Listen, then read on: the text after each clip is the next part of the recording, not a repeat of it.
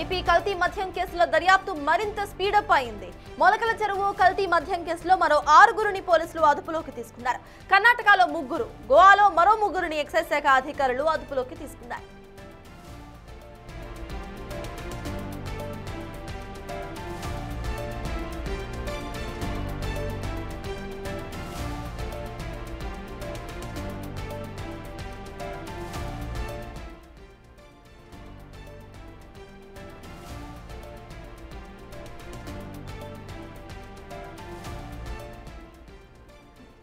AP కల్తీ మద్యం కేసులో దర్యాప్తును మరింత స్పీడప్ చేశారు. మొలకల చెరువు కల్తీ మద్యం కేసులో మరో 6గురిని పోలీసులు అదుపులోకి తీసుకున్నారు.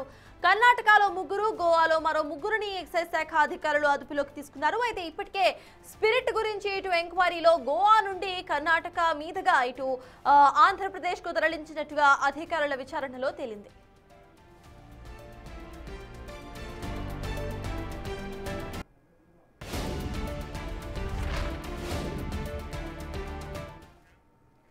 ఇదే అంశంపై పూర్తి డీటెయిల్స్ మా ప్రతినిధి దామోదర్ అందిస్తారు. దామోదర్, చెప్పండి. ఇటు మొత్తం 6గురిని అరెస్ట్ చేసినట్టుగా తెలుస్తోంది. ఇక ఆ 6గురు కూడా పక్క రాష్ట్రాల వాళ్ళుగా తెలుస్తోంది. అసలు అక్కడ అప్డేట్స్ ఏంటి? ఎక్సైజ్ శాఖ అధికారులు ఇంకా ఎంతమందిని అరెస్ట్ చేసే అవకాశం ఉండొచ్చు?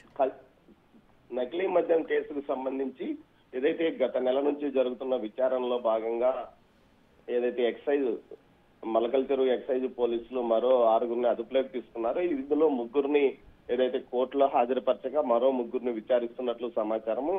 ఈ 3గురిలో కర్ణాటక చెందిన కోరమంగళం ప్రాంతంలో కూడా ఇలాంటి నకిలీ మద్యం డంప్ ఏర్పాటు చేసినట్లు గుర్తించారు. అక్కడ ఏదైతే సీజ్ చేసిన వస్తువులను కూడా అధికారులు స్వాధీనం చేసుకున్న పరిస్థితి. మొత్తం మీద ఏదైతే ఇటు గోవాతో పాటు కర్ణాటకలో కూడా ఈ నకిలీ మద్యం తయారీదారులు విస్తరించి ఉన్నట్లు గుర్తించారు.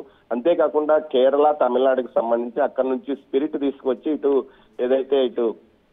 విజయవాడతో పాటు ములకల చెరువులో తయారీ కేంద్రాలను ఏర్పాటు చేసి ఏదైతే మద్యం షాపులతో పాటు బెల్ట్ షాపులకు సరఫరా చేశారని గుర్తించారు. ముఖ్యంగా ఈ కేసులో అసలు విషయాలు బయటపడడానికి కారణం ఏదైతే ప్రొబిషనరీ కొత్తగా జాయిన్ అయిన ఎస్ఐ ఒక అతను 68 మద్యం ఏదైతే బెల్ట్ షాపుల్లో మద్యం బాటిల్స్ ను గుర్తించి దాని మీద కేసు నమోదు చేయాలంటూ అది ఆదేశించిన నేపథ్యంలో ఏదైతే స్థానికంగా మొలకల చెరువుకు సంబంధించిన నాయకులు ఆ మద్యాన్ని వెనక్కి తీసుకోవడానికి ప్రయత్నించారు. ఈ సందర్భంగా ఆ అధికారి ఒక 6 మద్యం బాటిళ్లను బయటే పక్కన పెట్టి మిగతాటివన్నీ వారికి వెనక్కిచ్చి పంపించాడు, పైనుంచి వచ్చిన నాయకులు అధికారుల ఒత్తిడితో. ఆ తర్వాత ఆ మద్యాన్ని పూర్తి స్థాయిలో ఏదైతే పరిశీలించగా అవి పూర్తిగా నకిలీ మద్యంగా తేలడంతో ఉన్నత స్థాయి అధికారులకు ఏదైతే విజయవాడలోనే ఉన్నత స్థాయి అధికారులకు ఈ విషయాన్ని తెలియజెప్పితే వారు వచ్చి దాడులు చేసిన తర్వాతనే ఇక్కడ మొలకల చెరువులోనే నకిలీ మద్యం యూనిట్ బయటపడింది. ఈ మధ్య కాలంలో ఆ యూనిట్ ను సైతం నకిలీ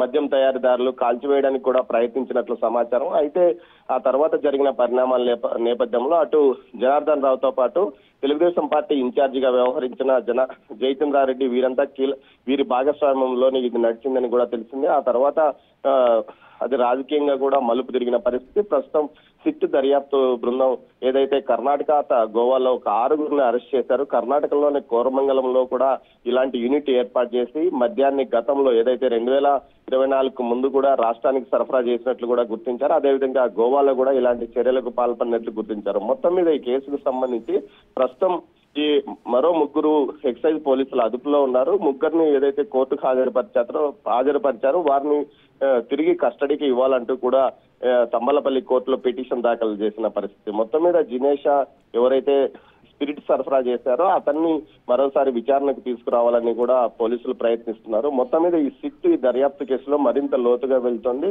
ముఖ్యంగా కర్ణాటకలోని కోరమంగళం ప్రాంతాన్ని కేంద్రంగా ఈ మద్యం తయారీ కూడా జరిగినట్లు గుర్తించారు. అదేవిధంగా ఇటు గోవా, తమిళనాడు ప్రాంతాల నుంచి పెద్ద ఎత్తున స్పిరిట్ సరఫరా అయిందని కూడా గుర్తించారు. మొత్తం మీద ఈ కేసుకు సంబంధించి మరింత కీలక పరిణామాలు, ఆసక్తికరమైన పరిణామాలు చోటు చేసుకునే అవకాశం ఉంది. అయితే ఇన్ని అరెస్టులు జరుగుతున్నప్పటికీ ఏదైతే జయచంద్రారెడ్డి గాని అతని బావమరిది గిరిధర్ రెడ్డిని మాత్రం ఇప్పటి వరకు పోలీసులు ఎక్సైజ్ పోలీసులు అరెస్ట్ చేయలేదు. అయితే ఈ కేసు వెనుక అతను కొంతమంది చెప్తున్న దాని ప్రకారం ఏదైతే అతను ఇప్పటికే ఎక్సైజ్ పోలీసులు అదుపులో ఉన్నప్పటికీ పూర్తి స్థాయి విచారణ పూర్తి అయిన తర్వాతనే అతన్ని అరెస్ట్ చూపించే అవకాశం ఉందని తెలుస్తోంది. మొత్తం మీద ఈ కేసుకు సంబంధించి సిట్ దర్యాప్తు బృందం మరింత లోతుగా విచారణ కొనసాగిస్తోంది.